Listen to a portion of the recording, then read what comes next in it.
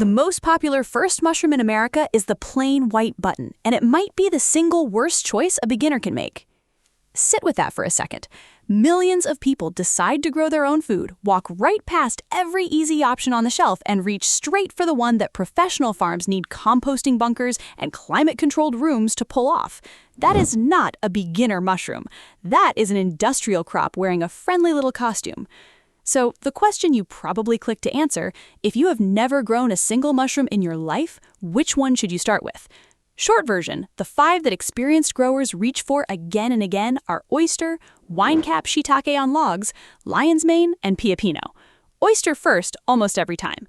Stay with me though, because the reasons behind that order will save you weeks of staring at a bag that turned green and slimy while you wonder what on earth you did wrong.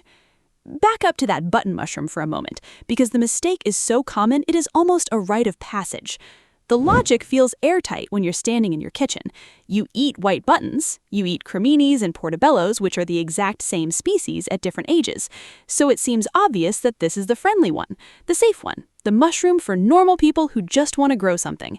And that one assumption walks a huge number of first-timers straight into a wall. The species is Agaricus bisporus, and it does not grow the way beginners picture it. It will not colonize a simple jar of straw and hand you dinner. Commercial growers build it on composted material, run that compost through 2 separate heating phases, then add what is called a casing layer on top, a moist skin of peat and lime that triggers the mushrooms to form. Penn State's extension program lays out the full commercial cycle, and from raw compost to final harvest, it runs somewhere around 14 weeks. 14 weeks with temperature control and sanitation at nearly every step. That is the easy mushroom people grab first. Then comes the contamination problem. Agaricus loves rich, nitrogen-heavy compost, and so do every mold and bacteria floating around your area. Without the right prep and the right casing, you are basically setting out a buffet and hoping your guest shows up before all the gatecrashers do. Most home button grows fail even when the grower does everything with real care, because the whole system is unforgiving at hobby scale. It was built for warehouses, not for a tote in your garage. This is where the real lesson lives, and it took me an embarrassingly long time to see it. Easy to buy is a completely separate thing from easy to grow. The grocery store sorts mushrooms by what ships well and sits on a shelf without bruising. Nature sorts them by how aggressively they can conquer a pile of dead wood before anything else moves in. Those 2 lists barely overlap. The mushroom that survives a cross-country truck ride is often the diva of the growing world, and the scruffy species nobody bothers to sell fresh are frequently the easiest things you will ever cultivate. The store trained your instincts, and your instincts are pointing at the wrong shelf. So what actually makes a mushroom beginner-friendly? Growers who have killed a few batches will tell you it comes down to a handful of traits. Speed first. A fast colonizer claims the substrate before competitors get a foothold, so raw speed is basically built-in defense against contamination. Substrate tolerance second. Some species will only eat one fussy diet, while the friendly ones happily chew through straw, coffee grounds, cardboard, sawdust, whatever you have lying around. Forgiveness third. A good beginner mushroom shrugs off a humidity swing or a warm afternoon instead of aborting the entire flush in a sulk. And honesty of feedback, which almost nobody mentions. The best beginner species show you clearly when they are thriving and when they are sick, so you learn something instead of guessing in the dark. Peter McCoy, who founded the Radical Mycology Project and wrote the book by the same name, has spent years arguing that cultivation does not require a laboratory or a pile of expensive gear, and that ordinary people working with cheap local materials can grow far more than they expect. That idea runs straight through the 5 picks coming up. None of them need a clean room. Every one of them rewards the person who starts small and pays attention. Pick number 1, and the mushroom almost every seasoned grower names without hesitation, the oyster. In Japan, it is called hiratake, and it might be the most beginner-forgiving gourmet mushroom on the planet. The reason it earns the top spot is simple. Oyster mycelium is aggressive in the best possible way. It races across a substrate so fast that molds and bacteria rarely get a chance to establish a colony. It is also wildly unfussy about food. You can fruit oysters on pasteurized straw, on spent coffee grounds from your morning pot, on shredded cardboard, on hardwood sawdust, even on old junk mail.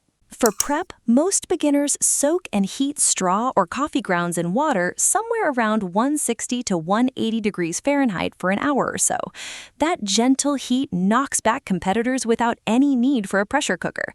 Pack the cooled, damp substrate into a grow bag or a bucket along with your spawn, keep it warm and dark for a couple of weeks, and the whole mass slowly turns bright white as the mycelium takes it over. Then you cut a few holes, raise the humidity, add fresh air, and the mushrooms come. From a clean grow, you can see pins within days of opening the bag and be harvesting inside a week after that. One block often gives you 2 or 3 flushes before it is finally spent. A single 5-pound bag can hand you a pound or more of mushrooms across those flushes, and oysters cook fast and cheap, crisping up in a hot pan with a little oil and salt in under 10 minutes, which is a strong reason they stay the #1 beginner pick. The mistake to avoid with oysters is airflow. They release a lot of spores, and they demand fresh air while they fruit. Growers who seal them inside a stale, stagnant box end up with long, alien-looking stems and tiny caps, which is really the mushroom gasping as carbon dioxide builds up around it. Crack the space open, give it a little breeze, and that problem vanishes. Against the button mushroom, this is not even a contest. Oysters hand you speed, nearly free food, forgiveness, and a fast payoff, which is what a first grow should feel like. Pick number 2 is winecap, also called king stropharia, or in German garden circles, the brown cap.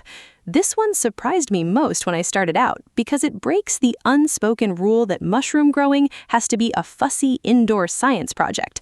Winecap grows outside in a garden bed, and it is arguably the lowest effort mushroom on this entire list. No pressure cooker, no sterile technique, no grow tent glowing in your closet at midnight.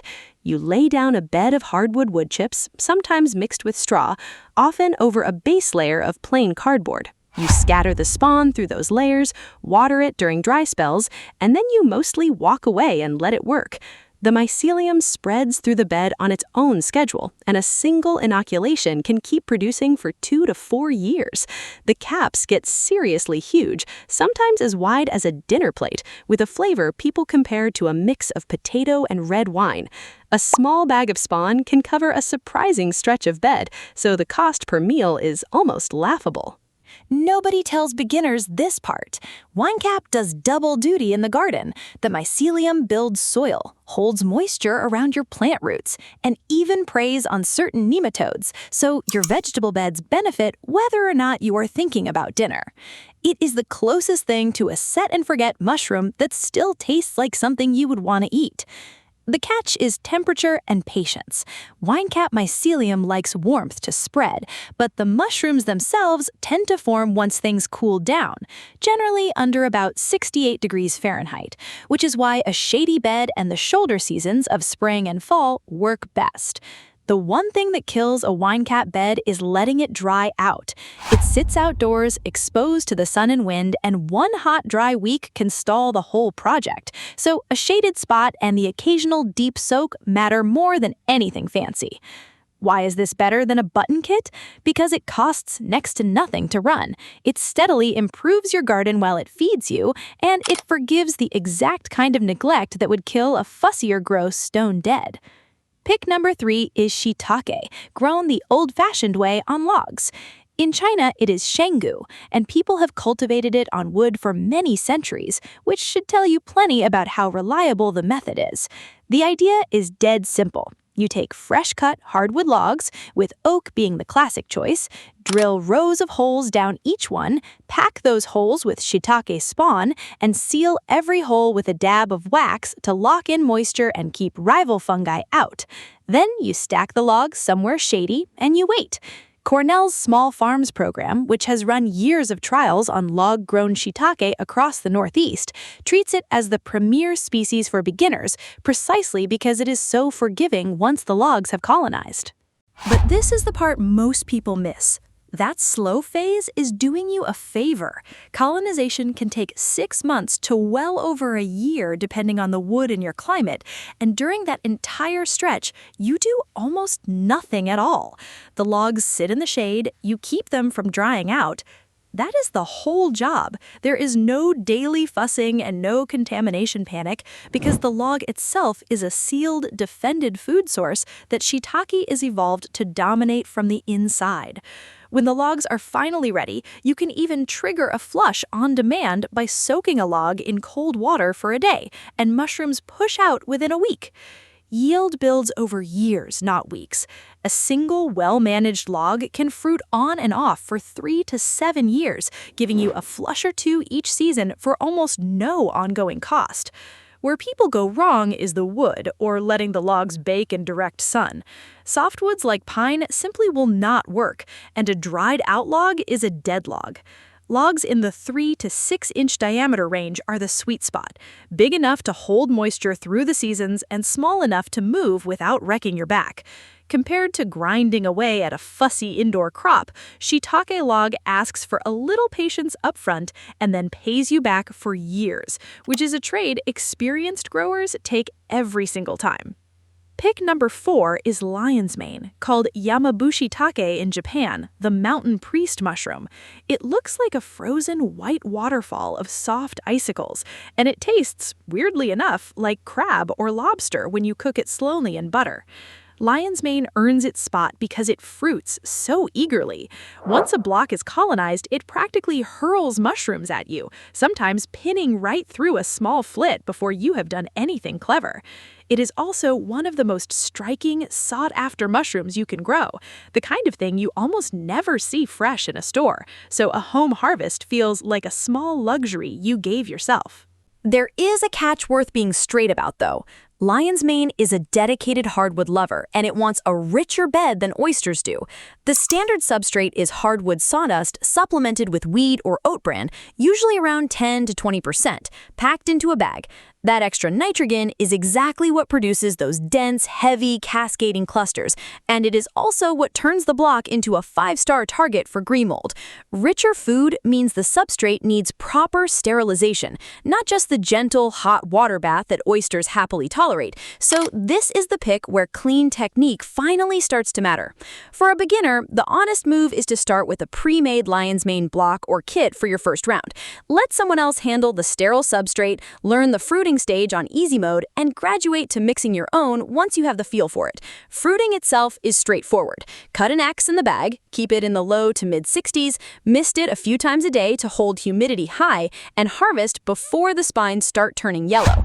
The thing that ruins a flush here is letting it dry out partway through, which shrivels those gorgeous white cascades into a sour-smelling little mess. Why bother with this over a button? Because you are growing something genuinely rare, with a flavor and a look you cannot easily buy, on a mushroom that fruits like it is trying to please you. Pick number 5 rounds out the list. Pioppino, the black poplar mushroom, an Italian favorite that experienced growers adore for pure flavor. It is a cluster-forming species with slender stems and dark glossy caps, and it brings a deep, nutty, almost wine-like taste that holds its texture in a hot pan, which is why it keeps showing up in the kitchens of people who grow their own food. Pioppino lives on the same supplemented hardwood sawdust as lion's mane, so it sits in a similar difficulty zone, one small step above oyster. It colonizes a bit more slowly and wants a little more patience through the pinning stage, where it can look like nothing is happening at all right before it suddenly bristles with dozens of tiny dark heads. Sounds simple, right? It is until it isn't, because Pioppino likes consistent conditions and it will sulk if you let the humidity crash while it is trying to pin. The trap with Pioppino is harvesting too late. Pioppino is best picked young while the caps are still tight and dark and the stems are firm, since older clusters go tough and the flavor turns muddy. Keep it humid, keep the airflow gentle and steady, pick it on the early side, and you get a gourmet mushroom that most people you know have never even tasted. It earns the 5th slot as the reward pick, the one you graduate into once oyster and wine cap have handed your confidence back. So put it all together, because choosing your first mushroom is really about matching the grow to your real life. Short on space and low on patience? Oyster in a bag, on the kitchen counter, done in a few weeks. Got a shady corner of yard and a little patience to spare? A wine cap bed, almost no work, years of return. Own a few trees or have a friend with fresh logs and you do not mind waiting a season or two?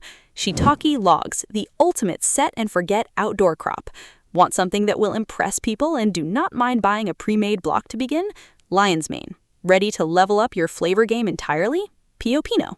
A few threads run through all 5 picks. Humidity and airflow are the 2 dials you'll fiddle with most, and they pull against each other. High moisture to keep the mushrooms plump and fresh, and airflow to keep carbon dioxide from stretching them into strange leggy shapes. Contamination is mostly a speed problem underneath, which is the whole reason fast, aggressive species forgive beginners, while slow, rich substrate species punish them. Yield always arrives in flushes rather than one big harvest, so a single grow keeps giving back if you treat it right. And flavor is worth chasing hard because the entire point of growing your own is putting something on the plate the store cannot sell you at any price. Indoors gives you control and year-round grows in tight spaces. Outdoors gives you scale and near zero effort if you have the land. Most happy growers end up doing a little of both. The real takeaway is the one nobody hands you at the very start. The mushroom you recognize is rarely the mushroom you should grow. The grocery store trained your gut, and your gut points straight at the crop most likely to break your heart in month 3. Trust the growers who've already killed 100 batches on your behalf. Start with oyster. Add a wine cap bed once the weather turns kind. Grow into the others as your confidence catches up to your ambition. Do that, and your first year goes from a sad graveyard of green, slimy bags to a kitchen that smells like something you made with your own hands. If this video is informative, then comment yes. That motivates us to produce more videos like this.